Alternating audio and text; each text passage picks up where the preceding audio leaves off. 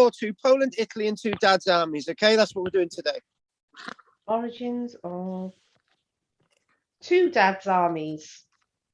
Yes, Poland. The origins of World War II. Origins of Dad. World War II, Poland, Italy, and two dads' armies. Dad, as in dad. Dad. Dads, as in dads. As in- Dads. Don't tell them, Pike. Yes. Right. Don't give That's him, don't give him your name, Pike.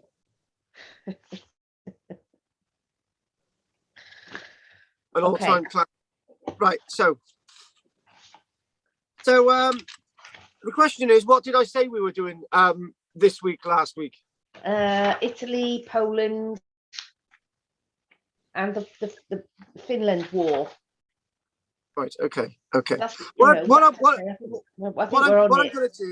gonna do, we'll do Finland next week, if that's okay. Even though you've done, we did Finland last week, didn't we? Yeah, we did. Okay. We could come back to Finland at another time, maybe. I was confused when you said we were doing Finland because I thought we covered Finland. Yeah. Yes. No, it's fine. Anything more about Finland, we'll do again because there is other stuff. So okay. Which will always be other stuff. It's been very helpful to sort of separate everything out. Yes.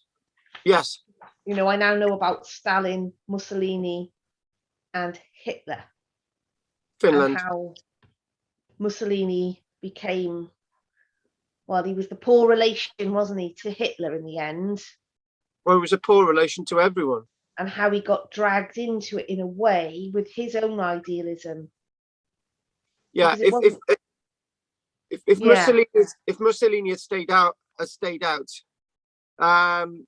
Mussolini may have actually joined the Allies. Yes.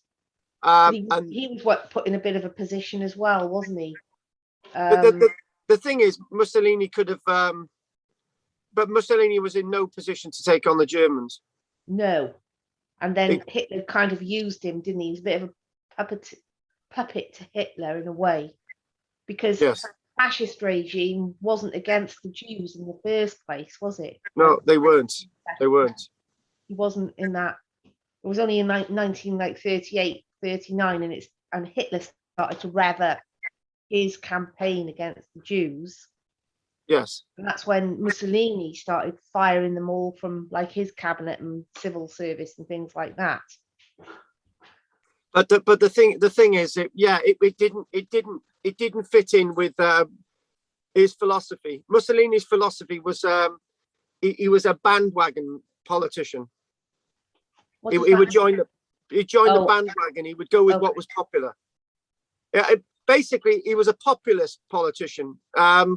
So he obviously wasn't a communist, but he could have gone that way. No, he wasn't a communist. I don't think he would have ever been a communist with his fascist beliefs, would he? But then again, his fascist beliefs weren't in his core to start off with. He was quite open. Yes. So that's what we're going to do. That's what we're going to do. Right. So that was an interesting read about I read about fascism because I needed to know what the difference was. Yeah, I think the core of his direction was that he decided to become a fascist. It's the same as Franco. Franco decided to become a fascist in Italy, in Spain. It worked out better for Franco, though, didn't it? I mean, it didn't. Yeah, it worked out better. It worked out better for Franco because he didn't enter the war. So if Mussolini hadn't entered the war, I think he would have been on a better footing. If Mussolini hadn't entered the war, he would have retired in a nice villa in Tuscany, and it would have been different. So I felt a bit sorry for him in a way. I know that sounds funny, but I always feel actually the strange thing I was reading was that the day or the day after or the day before, I think it may have been the day after, there was a massive rally in support of Mussolini, right? But he couldn't get to the rally and he couldn't get to his supporters because he was actually leaving Italy, and this was the thing, you see. he was in the wrong place at the wrong time. Yeah. I'm not saying fascism's right or anything like that. I mean, it's a political attitude, isn't it? It's a political attitude, yeah. Anyway, let's crack on. So, but it's helpful to know what the differences are and where each one was coming from. Yeah, exactly. I completely agree. So what we're going to do, we're going to look at a load of random images, right, which are quite interestingly nice images, and we're just going to show them on the screen, and there's quite a lot of them. So in fact, there's so many of them. I had it all set up and now it's gone to pot. Right, okay. Hang on a minute, let's just go back. Right, okay, here we go. Right, okay. So let's sort of screen share. And let's just sort of do a bit of an overview. So we're going to look at Poland now. We're just going to do a little bit about Poland, and then we're going to do a little bit about Mussolini, and then we're going to introduce next week, which will be the dad's armies. Yeah. Okay. And then any other research that you've done, you can put in as we go along. Okay. Right. So are you seeing this on the screen? Yes. Now, the one thing is that you can, in that image, you can see Junker dive bombers in the left-hand corner. You can see the German Navy on the right, but you can see in the bottom bit, and in the middle image, you can see Polish tanks. Down below, you can see a bombed city. You can see the pact in the left-hand corner between the Germans and the Russians. And then you can see the Germans at the border post breaking it down. So right, that's the German-Russia border, is it? No, that's the German-Polish border. Polish, right? Okay. Anyway, just a bit of an overview. So that's the signet. That is the day that you've got this pact between the Germans and the Russians. Okay. And this is a pact that was signed approximately 1 week before the Germans entered Poland. But we'll talk about all this. I just want to just quickly do an overview of the images. Now, this is a rather interesting one. The Molotov-Ribbentrop Pact. This is what they agreed more or less a week before. And obviously you can see great old Soviet Union on the right. One thing I would say is that Adolf Hitler made a speech not long before, and he basically said, "I've nearly reunified Germany. However, there's one problem left to solve: Poland." Now, that was basically, we'll never be friends with Poland. I'll read out what that speech is if we've got time, and I'm just going to try and flow as much as I can on this. So you can see there. This is what was basically planned. This is what they planned the division of Europe. So Lithuania would come under a German sphere of influence, and Latvia and Estonia, and this was the thing that the Soviets were going to sort of they had Finland. The Germans said, "Oh, you can have Finland," right? But what exactly happened was this. The one thing that wasn't part of that plan, the Molotov-Ribbentrop Pact, was that the Russians didn't really conquer Finland. They got a bit of Finland, as we looked at last week, right? What did happen is that the Russians ended up with Lithuania, while the Germans wanted Lithuania, right? So they didn't. The Germans didn't have Lithuania, and the Germans were the ones who invaded on the 1st of September. Russia invaded on the 17th. So there is a difference there already. The Germans didn't get their cake with Lithuania. Go down well then. However, the interesting thing is the Germans got a little bit more. If you look at oh, hang on, that's doing my eyes in, going back and forth like that. Right, but there you go. You can see Poland there, yeah? Yes. Poland. So we go there and we move quickly to the screen. Yes, it's really And then you see Germany establishes this central government, right, within Poland. Yes. Right. And if quickly, sorry about this, close your eyes. Okay. What wasn't part of the plan was the division of Czechoslovakia. Well, Germany occupied half of Czechoslovakia, and Slovakia become an independent state for a short period of time. Right, so there's all these differences going on. Anyway, we can look at this one again. So let's just sort of bit of an overview still before your eyes go in. Again, this is the invasion of Poland. You can see that the Germans could have been a bit more rapid. The Germans were held up, as we know, by the Polish. The Polish held up the Germans. As I keep saying, the Polish did really well. And if Russia hadn't have invaded Poland at all, the Polish may have held on. They would have had help from Romania. They would have had help from the Russians, and they may have had enough help to keep back the Germans. Yeah. So this is one of the things. Now, there are some shenanigans going on between the Slovakians. The Slovakians are part of the invasion of Poland. They actually invade Poland themselves. That little grey bit there, they're now an independent country. They invade Poland. So they're part of the invasion of Poland alongside the Germans. And then Germany takes over Slovakia. It's said, there is one thing that is said, right? I was reading the other day, there is one thing. If Czechoslovakia had resisted the Germans in the first place, again, there would have been a different outcome. Yes. And in fact, Adolf Hitler was a little bit upset that Czechoslovakia stopped Adolf Hitler having their war. Basically, they walked into the Czechoslovakia, and they didn't resist.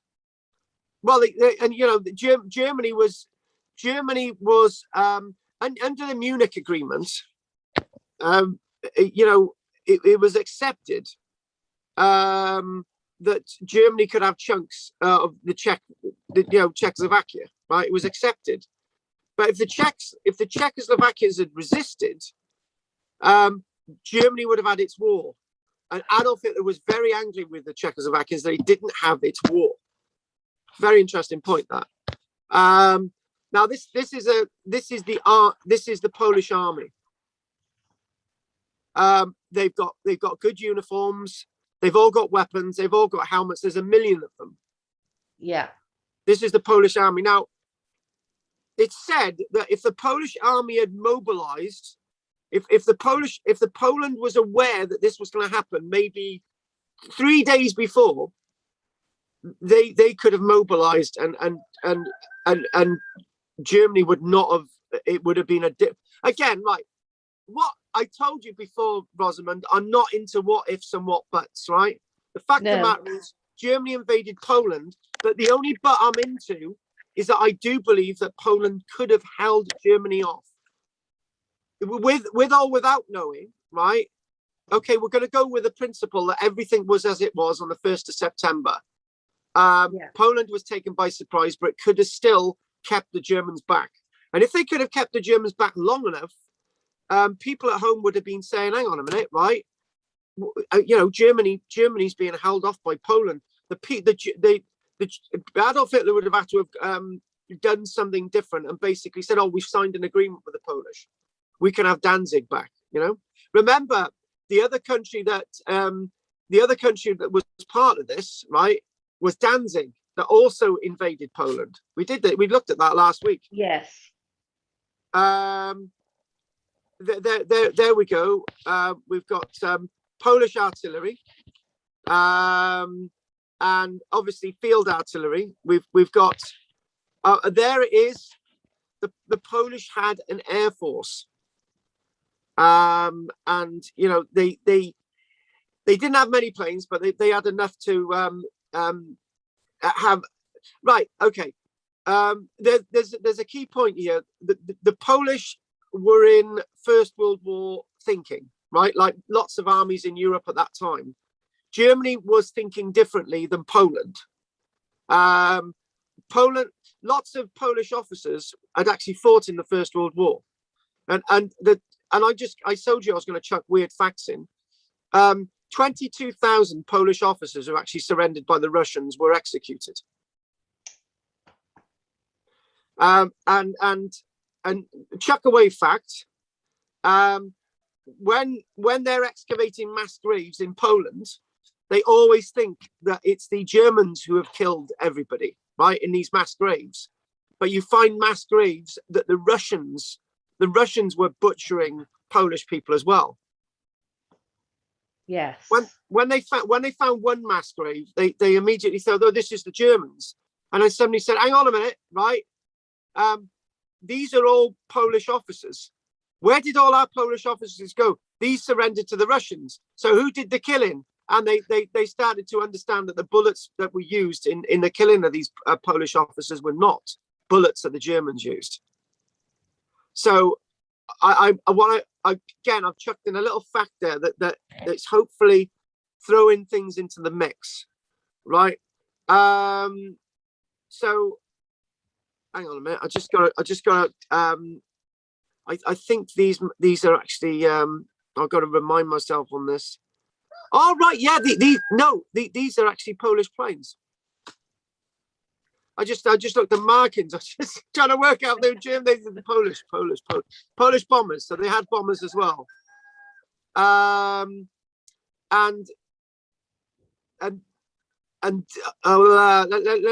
me get this straight. Right, one second. Hang on a minute. Let's just get out. Oh yes, there you go. Polish tanks. Does that fit? Does that put a different perspective onto it? Polish tanks. Yes. These ain't German. They're Polish. That's the point. They're Polish tanks. I know we've only got. We've only got a few hundred of them, but the German tanks of the day were not the tanks that they ended the war with, like the Tiger. You could have a word with Tom. You know, the Tiger Mark IV, the Tiger Mark V. You know, the Panzer, obviously branded the Tiger. So Panzer Mark IV, Panzer Mark V tanks were not available in this stage of the war. Those were the heavy German tanks, right? The tanks that the Polish were facing were similar. The German tanks were a bit better, but there wasn't much in it. And in fact, the Panzer ones and the early Panzer tanks that they were using, right? You know, the Polish were able to do something. That's the point. They weren't a walkover. And this Russian thing is like a major issue, you know.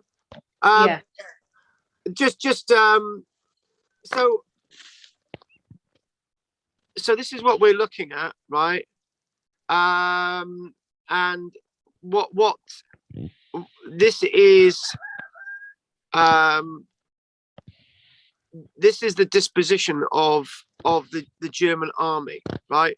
These are the German army groups that in red, right? So the German army order of battle, right? These are German army north, German army south, right? 2 million men. Just quickly go with this, and all the blue is where all the Polish forces are, right? So there is one other thing as well. Is can you see the one thing there? East Prussia.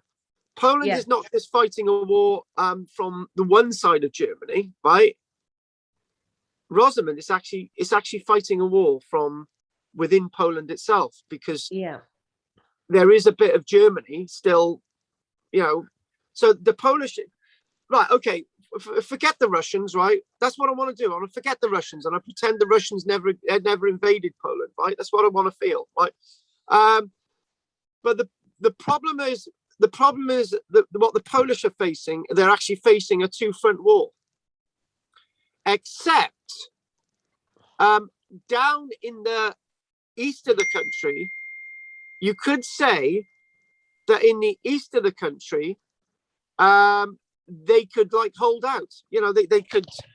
They would have help. Maybe Hungary might help Poland as well. Romania was certainly helping Poland.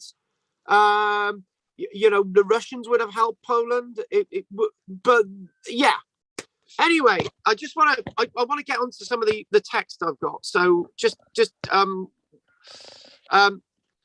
there you go. They got to use camouflage in fields to make sure their planes are safe. This is a fighter, a Polish fighter aircraft. 11 all these, and Polish destroyers. Polish had ships that they could that they had an outlet to the sea, right? Yes. They didn't have a massive navy, but the Polish were able to use whatever navy they had against the Germans. And there we go. This is the Blitzkrieg. Yeah. This is Elin, in Poland. So this is the Blitzkrieg. This would be familiar. This was not the First World War fighting. This was the New War, the Second World War fighting. And this is what the Germans ripped out over Spain. So what I'm going to do, I want us to look at some key facts now before grass starts to grow under our feet. And if we sort of stop the screen share there now, let's just. I know we did some facts last week, so we'll just reacquaint ourselves with those facts. So the facts that we did last week are right. So first of all, the 1st of September to the 6th of September was the Polish War, right? The Germans saw it as a patriotic war, right? It was principally a Nazi company, Nazi dictatorship fighting a democratic republic, right? So those are two facts. The Polish were fighting a defensive war, and in a way, the Germans were fighting a defensive war because they felt that they were being attacked. The Russians invaded on the 17th of September, but when we think about it, the Germans with 2 million men were not able to conquer Poland in the 17 days that they had the battlefield. They were being held up, and if you want to compare that with invading France, Germany in effect within a couple of weeks had conquered France. There was another week to go, right? But France is so much bigger than Poland. And the other thing as well is France had the biggest army in Europe. Poland didn't. No. So that's an interesting fact. So the campaign ended on the 6th of October with the German-Soviet Frontier Treaty. And again, I remember thinking the other day, right? One, I think it was so unfair that Poland had to give up territory to the Russians forever, even though the Russians were on the,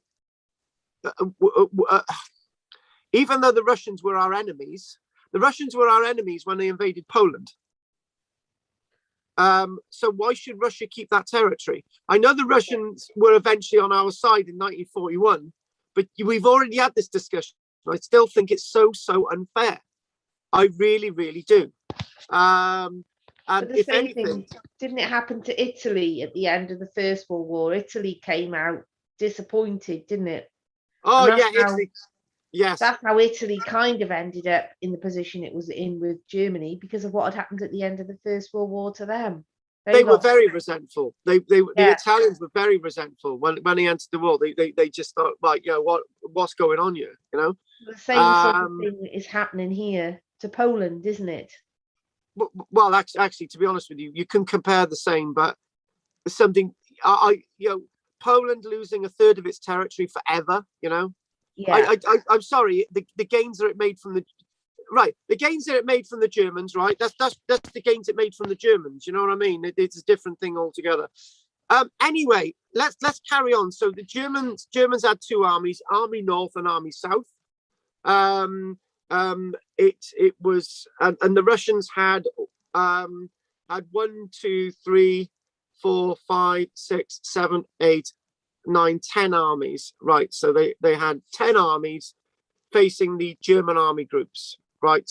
The Russians had a considerable force, and obviously the Slovaks as well were involved. So in total, there were, as I said, I think the problem is that we had last week was trying to work out that the total strength of those involved in the invasion are as follows. Was it 2 million German soldiers who were involved in the campaign, or was it 2 million combined Nazi Germany, Soviet Union, and the Slovak Republic? I think that's a really intriguing question. I've been saying 2 million from day one. Now, the other thing as well is, however many Germans there were involved, right, there was a front. So there's only so many people you can get along that front line. So it may have actually been equal against the Polish. Do you know what I'm saying? If you've got like 1,000 men there along the line, and you've got 100 along this line, right? Those 1,000 men have got to get to the line in the first place, but they're behind. So as long as the Polish have got a narrow line, they can keep those behind. That's what I'm saying. I know we did this last week, but the Polish had 100,000 tanks, and the Germans had over 2,700 tanks. So it's not equal. And the aircraft, 800 aircraft versus, on the Polish side, versus 2,315 aircraft. But if you chuck the Russian aircraft in again, that makes the aircraft after the 17th of September on the side of those who are invading Poland. The Russians used 3,300 aircraft. So if you combine that with the German aircraft, which would make 5,600 aircraft versus 800. So you can imagine, and actually lots of those aircraft survived because they actually flew over to Britain. So you've got a million in strength, right? You've got a million Polish, right? But it's still a considerable army. Today, a million in an army would be quite considerable.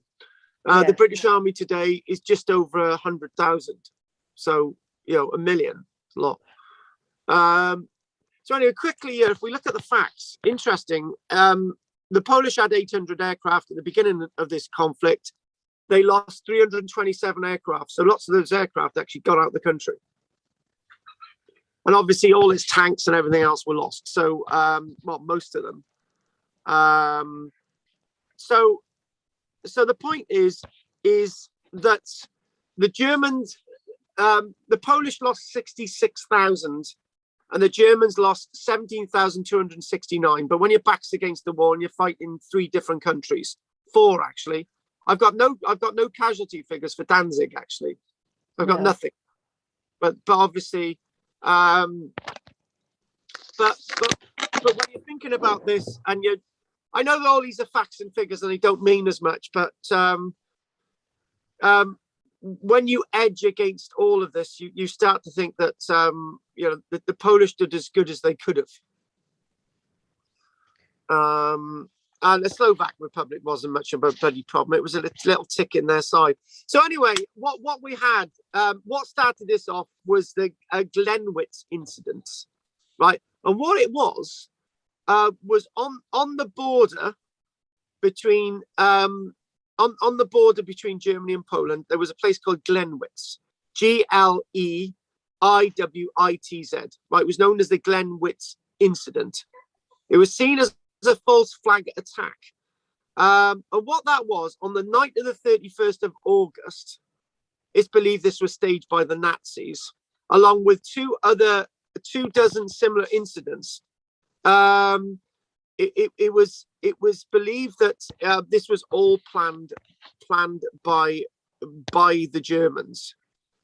During his declaration of war, Hitler did not mention the Glenwitz Incident, but he basically said that we were being provoked. We were being provoked into war. And it was seen that Poland had actually declared war on Germany, not the other way around. Right. Much of what is known about the Glenwitz Incident comes from German accounts. There was SS Sturmbannführer, who was a senior SS officer known as Alfred Neujoks, at the Nuremberg trial, and he gave it evidence against the Germans, and he was actually an SS officer. In his testimony, he stated that he was responsible for the start of the Second World War. Wow. He started it, right? He just one single individual started, and that caused the death of 55 million people. Do you know what? The similarities with this are exactly the same as the First World War. You look at the assassination of the Archduke Ferdinand. At the hands, it was known as the Black Hand of Serbia Princip. You've got the assassination of the Archduke, and then you've got the deaths of millions and millions of people. And it's all it is just one or two people start wars, and that's all it is.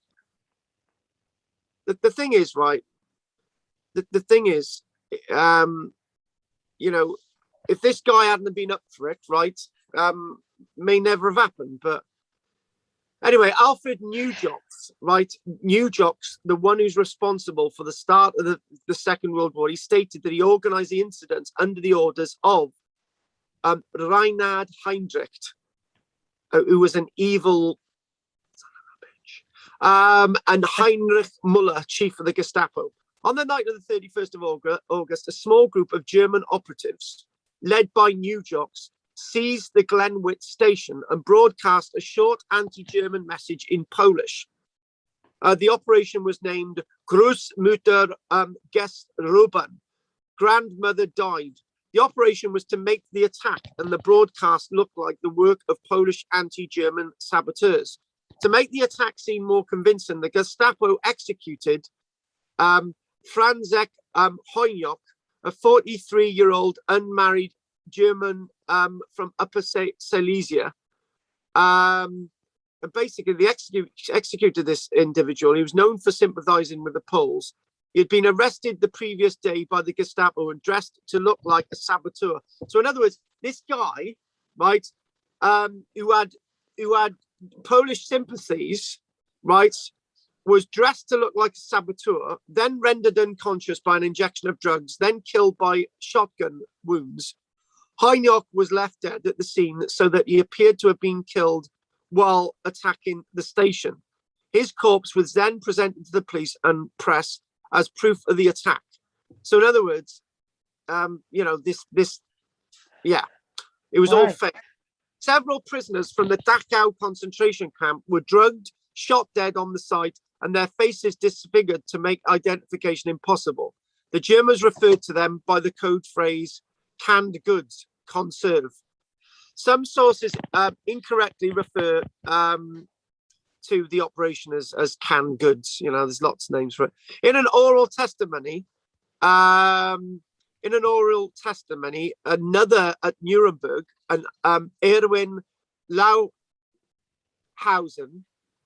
stated that his division of the Abwehr, now the Abwehr was the German intelligence agency, was one of two that were given the task of providing Polish army uniforms, equipment, and identification cards. And basically, these were put on those people from the concentration camp of Dachau. In other words, they addressed these Dachau inmates, Dachau concentration camp, the inmates with false Polish uniforms and identification cards, and then this was used. As proof that the Polish had attacked this station, right? And this caused the outbreak of the Second World War.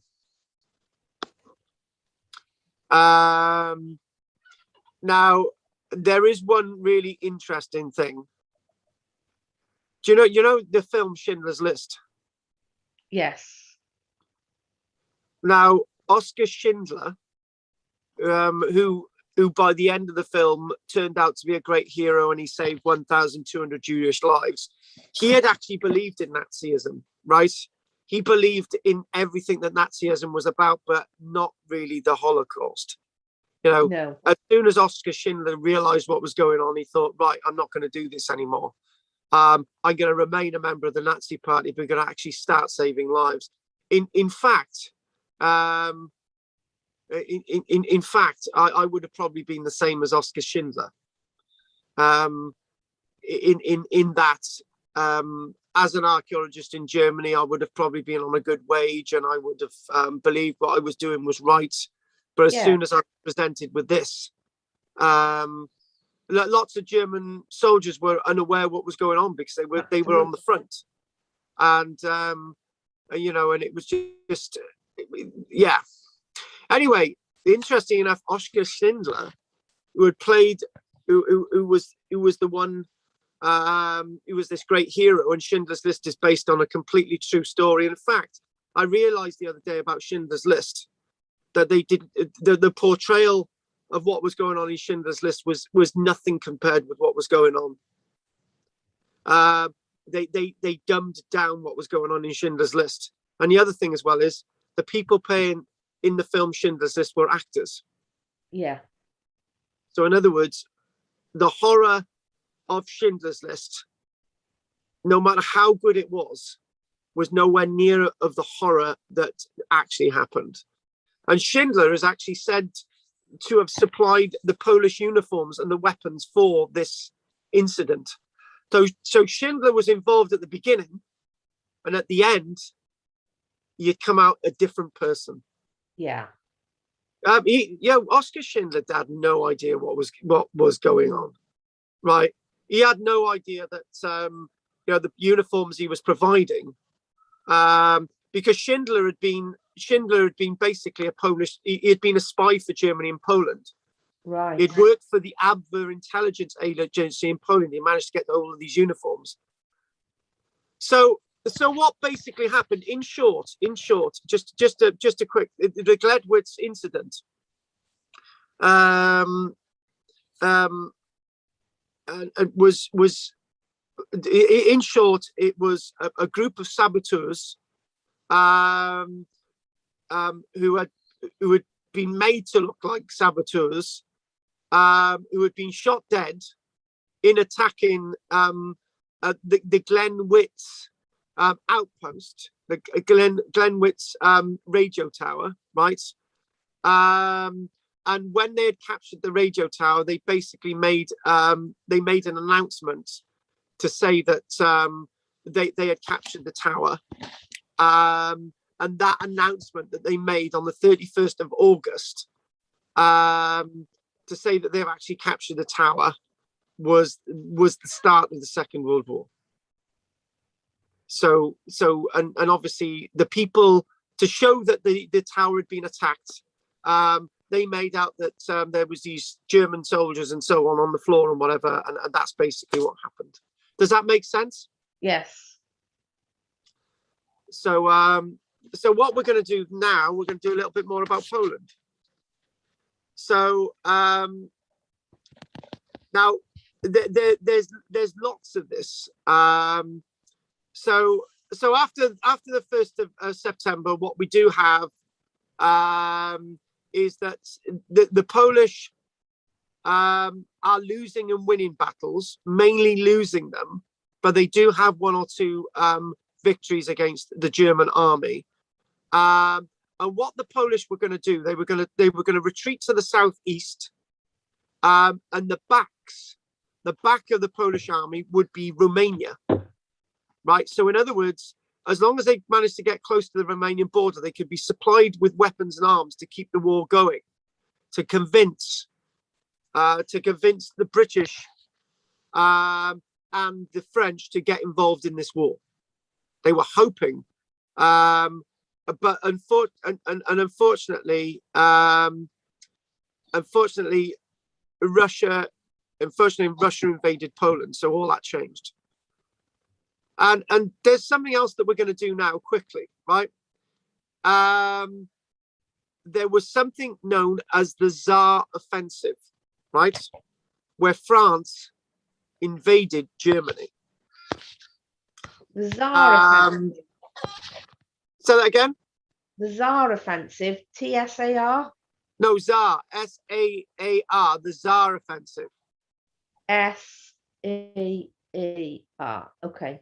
Yeah, where France invaded Germany, right?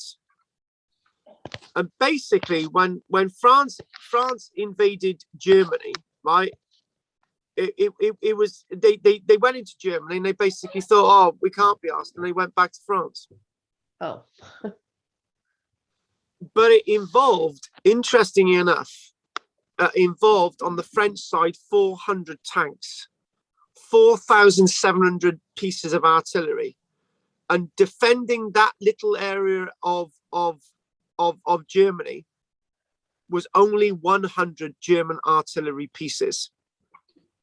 The French did not see their advantage. There was talk that the French could have made it all the way to Berlin because the German army was involved in this conflict in Poland. Right, so we mentioned that, and that was between the 7th and the 16th of September. Right. France withdrew on the 16th of September, one day before Russia invaded Poland. Now, it's said if France would have continued, Russia would have never invaded Poland, because what French and Russia were sort of old allies. Yes. And the Russians would have seen that they would be basically at war with their old ally France, and they thought, "Oh God, we're not doing this." Right. And Russia still knew that France had a better army than it. So all this sort of idea was already sorted. They were they had worked out that all this had been worked out more or less a week before by this Molotov-Ribbentrop Pact. With that Germany and Russia would sort of divide Poland. Yeah. Now, what we're going to look at is that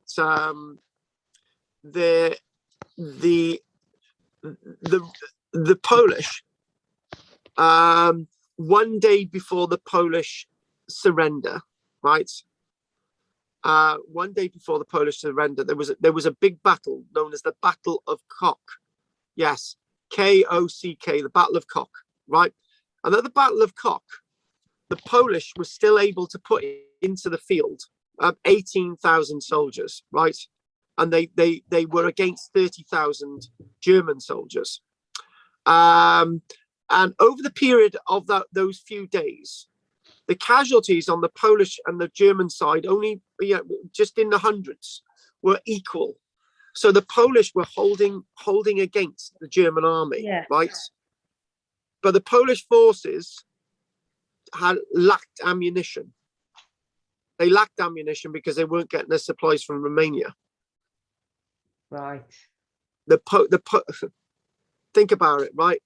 The Polish were beating the Germans. On the 4th of October, they were actually beating the Germans, even though they had the Russians on the Eastern Front. They were still able. So again, think about this. If Russia hadn't been invaded, the Battle of Koch would have been different. The Polish would have beaten the Germans in a field battle against. It would have been the last major regular units of the Polish army surrender, thus ending the war in Poland. And on the 6th of October, the Polish government surrendered. Actually, the Polish government surrendered from outside Germany because they'd already left the country. You see what I mean? It's very complicated stuff. Very, very complicated. So just a few. I just want to chuck a few facts at you, okay? Just a few facts to remember, right? Germany, 1933, 30th of January, 1933, the National Socialist German Party under Adolf Hitler gained power in Germany, right? Yeah. They wanted bits of Poland back. Yeah.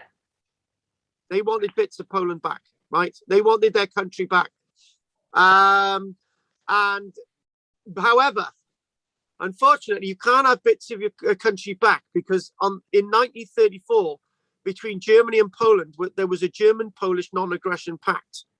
1934. So in other words, at the same time that the Germans are saying that they want their territory back, they sign a peace agreement with the Polish. Yeah. And the reason why they're signing They're signing this peace agreement with the Polish because they're scared of the Russians. That's why. Yes. So by signing a peace agreement with the Polish, they're also weakening ties between Poland and France. What they're wanting at this stage, they're starting to think, hang on a minute, what we're going to do, we're going to use Poland, right? Poland's going to be a buffer between us and Russia. Yeah. The Poles feared that their independence would eventually be threatened altogether by all the shenanigans. Now, this is earlier Hitler's foreign policy worked to weaken ties between Poland and France, forming a cooperative front against the Soviet Union. Now, if, for example, Germany, I think what Adolf Hitler was thinking, right, what we'll do, right, we'll have this agreement with Poland, we'll have a popular war against the Soviet Union, we'll have the territories back that were taken from us in the First World War, but what we'll do, we'll assist Poland in gaining territory against the Ukraine and Belarus, so everybody's happy. Yeah? Yeah. So that would mean that Poland would remain there, right? If Poland would have territory, Germany would have this territory back, and that would be great. Everybody's happy. However, it was something that was mulling. The free city of Danzig was strongly in favor of Germany taking it over. So that would mean that the Polish access to the sea would be lost. Yeah. Right. And that was a problem. Germany couldn't have a united country with Danzig there. With Polish wanted sea access. You know, they felt they deserved that sea access, right? And there's so many different agreements. In 1939, Germany declared itself. Adolf Hitler basically said after the 1st of September that it was a defensive war because Poland had provoked Germany. It had captured that listening post, the border post, right? The Glenwitz Incident. They'd captured it. They'd made an announcement. You know, it was a defensive war. Poland had invaded Germany. And the other thing as well is now Adolf Hitler was saying Germans in Poland are persecuted with a bloody terror and are driven from their homes. It was made out that the Polish were evil, sinister, and the series of border violations, which are unbearable to a great power, prove that the Poles no longer are willing to respect the German frontier, right? Yeah. So Poland, weirdly enough, so this was all really screwed up. Before that, Poland had taken part in 1938 in the German war against the Czechoslovakian Republic. So in other words, Poland gained bits of Czechoslovakian territory, and the Munich Agreement agreed with this. So in other words, what's happening? This is a bit screwed up. You can see that Germany has involved Poland in Germany's invasion of Czechoslovakia. Poland is on Germany's side on the 30th of September, 1938, right? And basically, Czechoslovakia accepted that Poland and Germany can have bits of its territory, right? Yeah. So in other words, Czechoslovakia really didn't resist, as I've said. It just didn't resist. Poland and Germany marched over the border, took bits of territory, and they said that's the way it's going to be. And the bloody British agreed with this in the Munich Agreement. They said it was fine. It was fine. It's okay. We agreed with this. We were part of this. Poland, Germany, and Great Britain were part of this stealing of Czechoslovakian territory. So this was the path to war. This was the path. Germany knew exactly what it was doing. What it was doing was playing one person against another, right? And the 28th of April, 1939, Germany withdrew from its pact that it had signed with Poland in 1934. Yeah. The Polish non-aggression pact was over, right? And now Poland, after the 28th of April, 1939, was worried about its future. And here we go. And we're going to read the. Do you know what? We haven't even done it, Lisa, today, and I haven't done it. We're coming out. No, well, there's so much to cover, isn't it? What I'm going to do is a little bit of. I'm going to do one of Adolf Hitler's speeches, right? In May 1939, right? This is just a few months before. In a statement to his generals, while they were in the midst of planning the invasion of Poland, they were planning the invasion of Poland in May. Why the hell didn't the Polish find out about this? Hitler made it clear that the invasion would not come without resistance, as it had in Czechoslovakia. He knew that he was going into a war against Poland that would see resistance.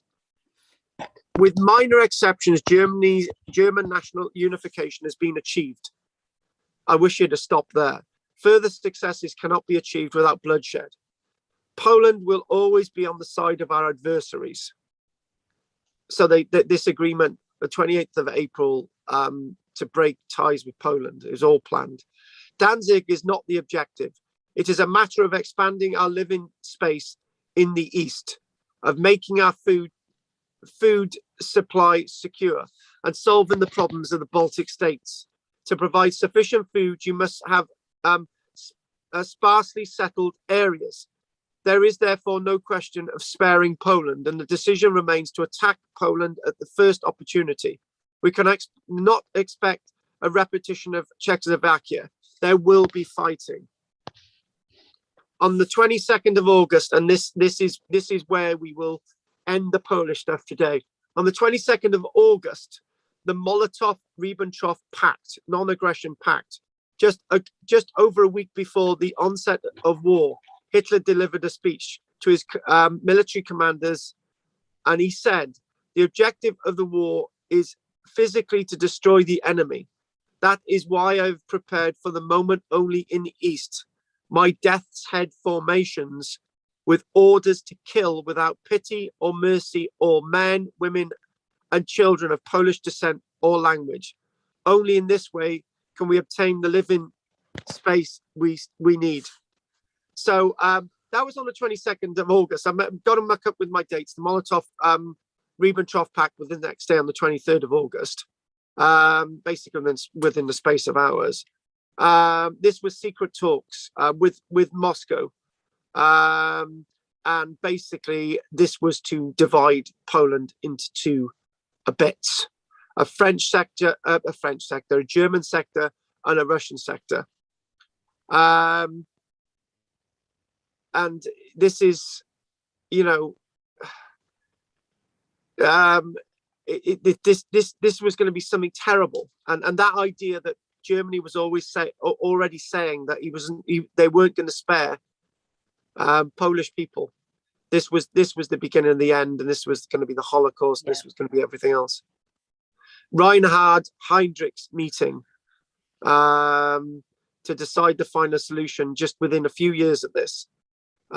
This was all based on this idea that you remove people and you take over their living space, their Lebensraum. So what I wanted to do briefly, right?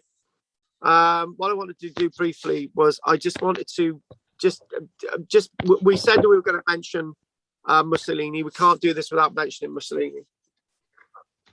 Let's just do a bit of Mussolini, and here we go. And right, okay. Right, all right then. There he is. Look at him. Wonderful looking man. Look at that. El Duce. And there's one little fact. You know the word Mussolini, if you shorten it to Musso, means donkey. And any monuments that had Mussolini's name on that had been erected since 1922, they got rid of the Lini, and this would say Musso's monument. Oh. So actually quite a nice looking bloke. There's his signature. And there's his birthplace. Nice little house. Nice little place to live. And you know, this was the Predapio house where Mussolini, that's where he was born. That was his birthplace. I don't know how that would be, you know, living there now. I don't know. That's his dad. Nice looking chap, and that's his mum. Ah. Nice, calm looking woman.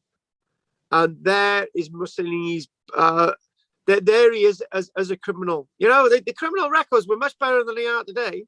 Yeah. There's all a nice detail of his criminal record. What did he do? We've got. I think that's the. Is it the 18th of? No, is that the 25th of the 5th? I can't really work. Hang on, let's just look at the details of that one. Mugshot, 1903. The 19th of June, 1903. Mussolini's. He looks a bit of a thug, doesn't he? He does, yeah.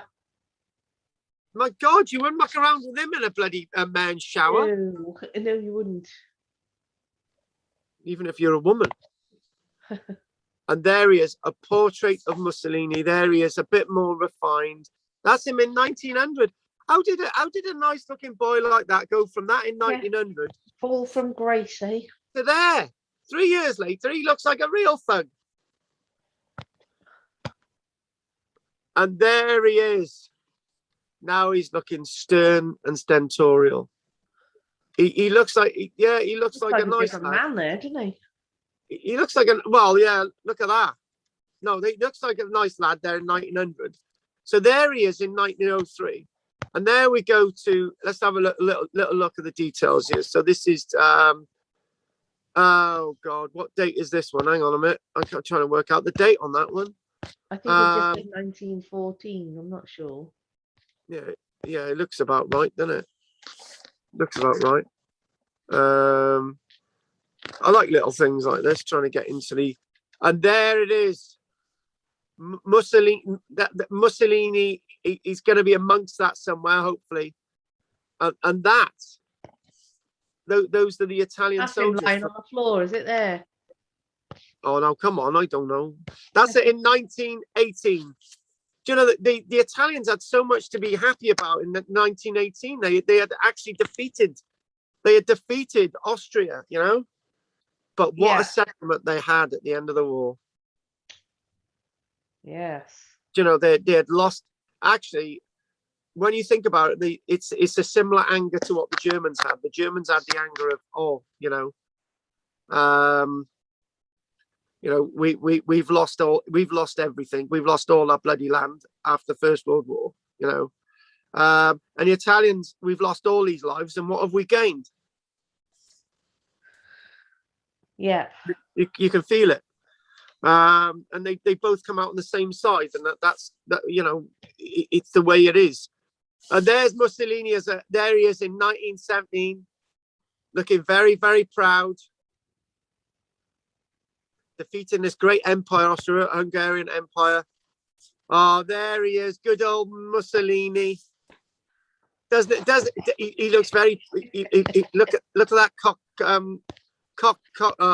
cockerel's feather in his hat. So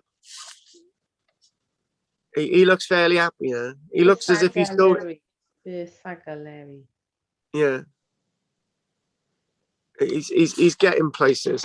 And just chuck a couple of facts in there as we go, and then we'll call it a day. Right, next week, what I wanted to do was actually I wanted to do the Volkssturm, and I wanted to do our dad's army. The Volkssturm is the German dad's army in 1944. So we're going to do next week. And I said we'd bounce back and forth. I want to do a comparison. The Germans had a dad's army too late. We had our dad's army straight away. Now Germany did not have a defense force. So when the German Wehrmacht and the German SS divisions are pulling out, right? What would have been a dad's army to try and keep the front line, whilst the regular, they were just lads, girls and soldiers that were 60 who were just left behind, and they weren't trained, and they were just massacred in their thousands. We had our dad's army. Our dad's army was meant as a last defense. Well, Germany really didn't. Germany's dad's army was too late. They were armed with weapons that were used in the in the 1870s, for example. They didn't have anything. They were slaughtered. Most of them didn't have uniforms, and the ones that did have uniforms were uniforms which were captured from the Russians or the French. You can imagine that you could be you were shot as a spy. So that's what we're going to do next week. I want to do the German dad's army was just like it was not on. Just a few facts about Mussolini quickly. Quick. He'd been prime minister from the 31st of October 1922 all the way through to the 25th of July 1943. He was the father of the two politicians, Adolf Hitler and him. These two politicians themselves were, he was the senior one, Benito Mussolini. He was the wise, experienced one, but he wasn't wise and experienced enough to assist Adolf Hitler. No. He was born on the 29th of July, 1883. Adolf Hitler, April 1889. So he was 6 years older than Adolf Hitler. And he was killed by partisans on the 28th of April, 1945. And when Adolf Hitler heard what had happened to Mussolini,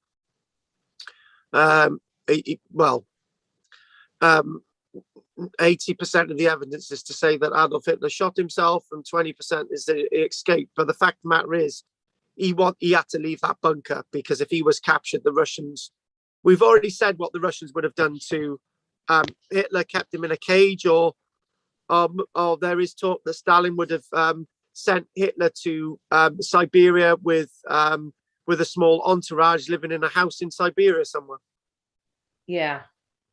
To be honest with you, I think that's what Stalin may have done. Well, something's afoot, isn't it? I think Stalin would have sat it and said, "Look, we were friends once. Tell you what, you can either blow your bloody brains out now, or you can, or we can have meetings and chats in Siberia sometime." That's what I think. I feel that. I do. Anyway, Mussolini quickly. He was basically he was prime minister, the legitimate prime minister of Italy until 1943. Then he became a dictator in his own right from when he was saved by the German Fallschirmjäger on the 23rd of September 1943. And then he was dictator of Italy, trying to hang on to power until the 25th of April 1945. And basically, he had been in power for a long time. Finally, he was he was married twice. He had mistresses. The last mistress was Clara Petassi, who died with him on the scaffold in 1945. He had 2, 4, 6 children. 6 children. Yeah. And I can remember looking into this a while ago, and one of his granddaughters became a very famous actress, but I can't remember what her name was. Right. Can't remember. Anyway, so that's what we're going to call that a day now, right? Yes, thanks very much. Do you know what we're going to do? I'm going to quickly look and just trying to work. I'm just quickly looking at one of his daughters. One of his daughters died in 1995 at the age of 84. So his legacy was quite there. His children sort of survived, Yes. Another one of his daughters was one of his sons was some kind of a fighter pilot. He died in 1997. So yeah, fascinating looking at his children. Your homework next week is trying to find out that actress, the famous actress that's the granddaughter of Mussolini. Just for me. Oh, and he actually had a son called Benito. Oh God! Imagine that. What's your name? Benito Mussolini? No. What's your name? Yeah, it's Benito Mussolini. Honestly, no, but yes. I can imagine that. It's been quite ironic, really. Benito Mussolini, a son called Benito Mussolini. God. Right, all right then. Well, we'll call it a day now. And any questions? No, that's fascinating stuff, isn't it? I got it. What's that? Fascinating stuff. Yes. Exactly. So I can do next week, but I can't do the following week.